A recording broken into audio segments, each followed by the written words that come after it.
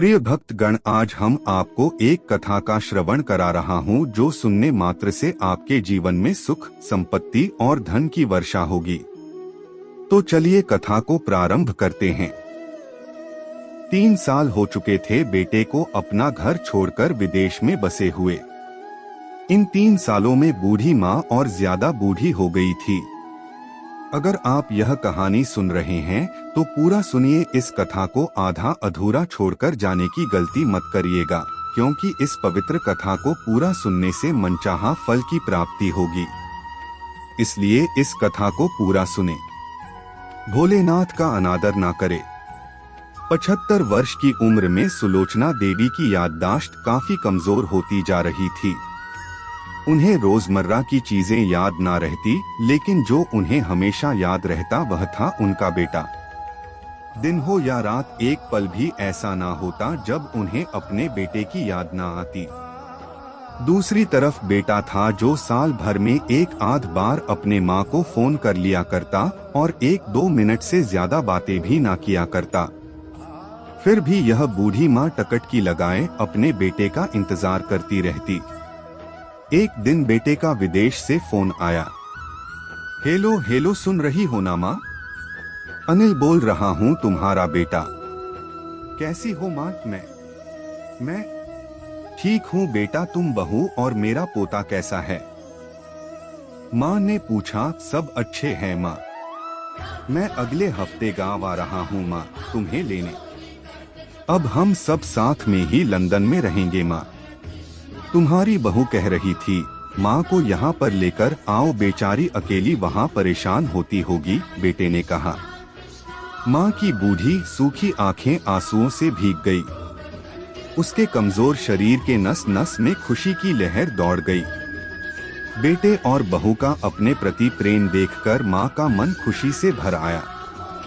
बेटे ने आगे कहा, माँ तैयार रहना माँ, मुझे ज्यादा दिन छुट्टियाँ नहीं हैं।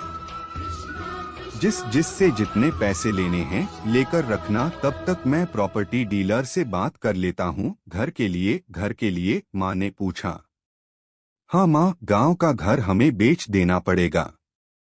अब हम साथ में ही रहने वाले हैं तो वहां पर घर रखने का कोई मतलब नहीं है माँ, बेटे ने कहा।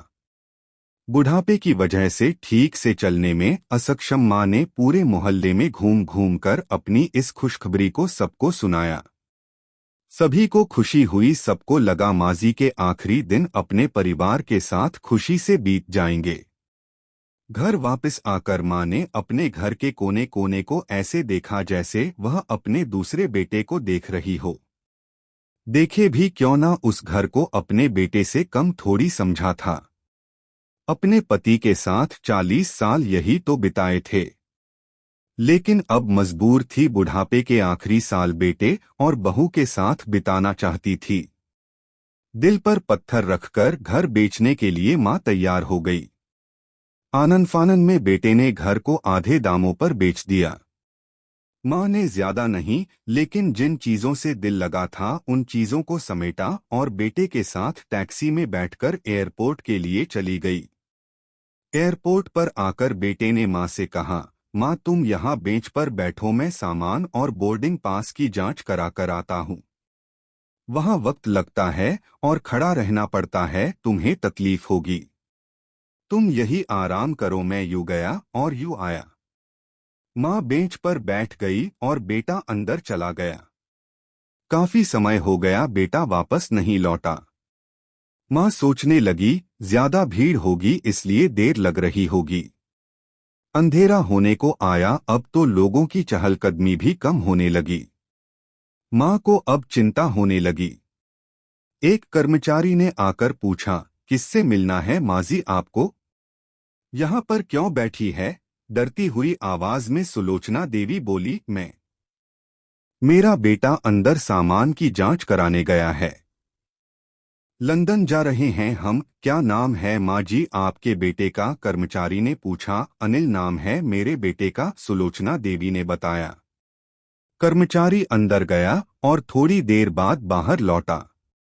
उसने सुलोचना देवी से कहा, माँ जी लंदन जाने वाली फ्लाइट तो दोपहर में ही जा चुकी है।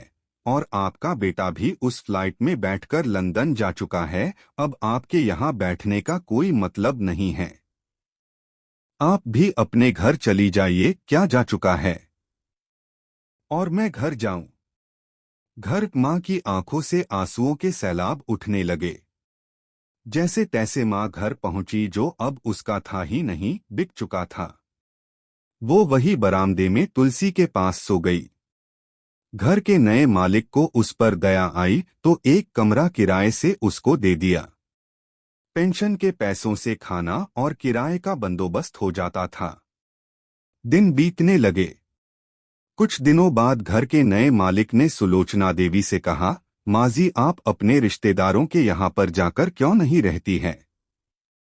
इस उम्र में आपके लिए वही अच्छा होगा। अच्छा तो होगा, लेकिन अगर मेरा बेटा वापस आया तो उसका ख्याल कौन रखेगा? मेरा बेटा बहुत भोला है, उसे अपना ख्याल रखना बिल्कुल नहीं आता। मैं कहीं नहीं जाऊंगी। क्या पता कब उसे मेरी जरूरत पड़ जाए, माँ ने कहा। दोस्तों, सच बता रहा हूँ, माँ की ऐसी बातें सुनकर मेरी आंखों में आंसू आ गए। किसी ने सच ही कहा है, पूत कपूत हो सकता है, लेकिन माता कभी कुमाता नहीं होती। दोस्तों, आप सभी से हाथ जोड़कर विनती करता हूँ, अपने माता पिता की जितनी हो सके सेवा करना। उनके साथ कभी बुरा बर्ताव मत करना। दोस्तों, कहानी से कुछ सीखने को मिला है तो वीडियो को लाइक, शेयर, सब्सक्राइब जरूर कर ले और बेल घंटी ऑन कर दे। कमेंट में जय भलेनाथ जरूर लिखें। धन्यवाद।